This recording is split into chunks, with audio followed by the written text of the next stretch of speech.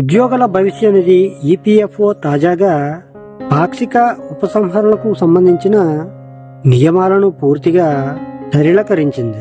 అవేమిటంటే, ఇప్పటి వరకు ఉపసంహరణలు చేయటం చాలా క్లిష్టకరంగా ఉండేది. అనేక పత్రాలు సమర్పించాల్సి వచ్చేది, వివరాలు వివరించాల్సి వచ్చేది.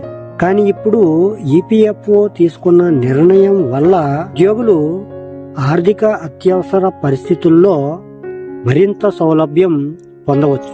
ఈ కొత్త నిబంధనల ప్రకారం ఈపీఎఫ్ ఖాతాదారులు తమ అవసరాలకు అనుగుణంగా నిధులను మరింత పారదర్శకంగా, అత్యంత సులభంగా ఉపసంహరించుకోవచ్చు. ముఖ్యంగా ఈ మార్పులు ప్రక్రియలను వేగవంతం చేయటంతో పాటు అత్యవసర సమయాల్లో త్వరిత ఆర్థిక సహాయాన్ని అందించేలా చేశాయి.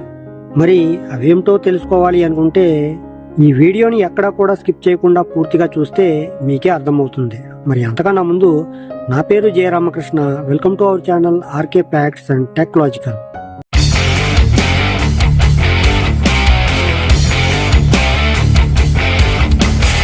ఇంతకు ముందు ఈపీఎఫ్ స్కీమ్లో పాక్షికంగా ఉపసంహరణకు 13 రకాల సంక్లిష్ట నిబంధనలు ఉండేవి. కానీ ఇప్పుడు వాటిని 3 విభాగాలుగా విభజించారు.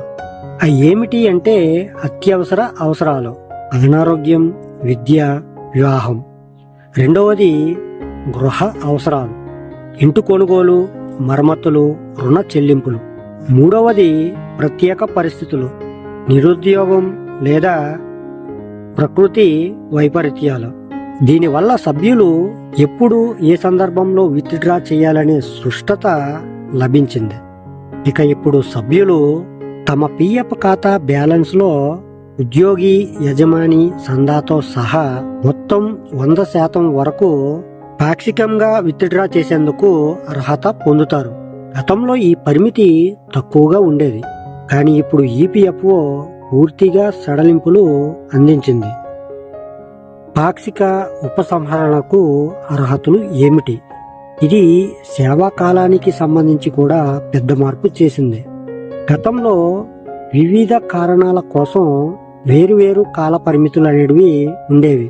కానీ ఇప్పుడు అన్ని సందర్భాల్లోనూ కనీసం 12 నెలలు పనిచేసిన ఎవరైనా పాక్షిక ఉపసంహరణకు అర్హత పొందవచ్చు. ఇది ఉద్యోగంలో కొత్తగా చేరిన వారికి చాలా ఉపయోగకరంగా ఉంటుంది.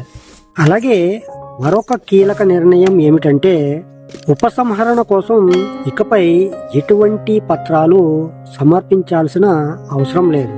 ముఖ్యంగా ప్రకృతి వైపరీత్యాలు, నిరుద్యోగం వంటి పరిస్థితుల్లో ఎటువంటి కారణం చెప్పకుండానే నేరుగా ఈపీఎఫ్ఓ పోర్టల్ ద్వారా ఉపసంహరణ చేయవచ్చు. దీని వలన క్లెయిమ్ తిరస్కరణల అవకాశాలు కూడా గణనీయంగా తగ్గుతాయి. అయితే సభ్యులు భవిష్య భద్రత దృష్ట్యా ఈపీఎఫ్ఓ ఒక ముఖ్యమైన నిబంధనను కొనసాగించింది. ఉపసంహరణ తర్వాత కూడా సభ్యుని ఖాతాలో కనీసం 25% నిధులు ఉండాలి. దీని వలన అతని భవిష్య నిధిపై ప్రతి సంవత్సరం 8.25% వడ్డీని పొందగలుగుతారు. ఈ వడ్డీ రేటు మార్కెట్లో అత్యధిక స్థిరమైన రిటర్నర్లలో ఒకటిగా పరిగణిస్తుంది. దీంతో ఉద్యోగులు తక్షణ అవసరాలకు డబ్బు పొందడమే కాకుండా భవిష్య రిటైర్మెంట్ భద్రతను కూడా కాపాడుకోగలుగుతున్నారు.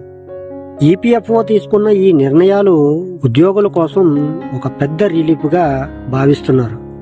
ఇకపై ఎటువంటి పత్రాలు తిప్పలు లేకుండా సులభమైన ఆన్లైన్ ప్రక్రియ ద్వారా సభ్యులు తమ నిధులను వేగంగా పొందగలుగుతారు. ముఖ్యంగా అసంఘటిత రంగంలో పనిచేసే ఉద్యోగులు, ప్రైవేటు సంస్థల సిబ్బంది ఈ మార్పుల ద్వారా మరింత లాభపడతారని నిపుణులు అభిప్రాయపడుతున్నారు. మొత్తంగా ఈ నిర్ణయం ఉద్యోగుల ఆర్థిక భద్రత, సౌలభ్యాల వైపు ఈపీఎఫ్ఓ తీసుకున్న అత్యంత ముఖ్యమైన విషయంగా చెప్పవచ్చు. సో ఫ్రెండ్స్, మరి నేను మీకు ఈ రోజు చెప్పాలనుకున్న విషయం అయితే ఇది. ఈ విషయం మీద మీ అభిప్రాయం ఏమిటి అనేది అయితే కామెంట్ లో తెలియజేయండి. అలాగే ఈ టాపిక్ అనేది మీకు యూజ్ఫుల్ గా అనిపిస్తే లైక్ చేయండి, మరి కొంతమందికి షేర్ చేయండి. అలాగే ఇటువంటి మరిన్ని ఇన్ఫర్మేటివ్ అండ్ అప్డేటెడ్ వీడియోస్ కోసం మన ఛానల్ని సబ్స్క్రైబ్ చేసుకుని పక్కనే ఉన్న బెల్ ఐకాన్ని క్లిక్ చేసి ఆల్ అనే ఆప్షన్ని యాక్టివేట్లో పెట్టుకుంటే నా నుంచి వచ్చే ప్రతి వీడియో కూడా మీ వరకు చేరిపోతుంది. ఓకే ఫ్రెండ్స్, మరొక మంచి టాపిక్తో మళ్ళీ కలుసుకుందాం. Love you all, thank you for watching. జై హింద్.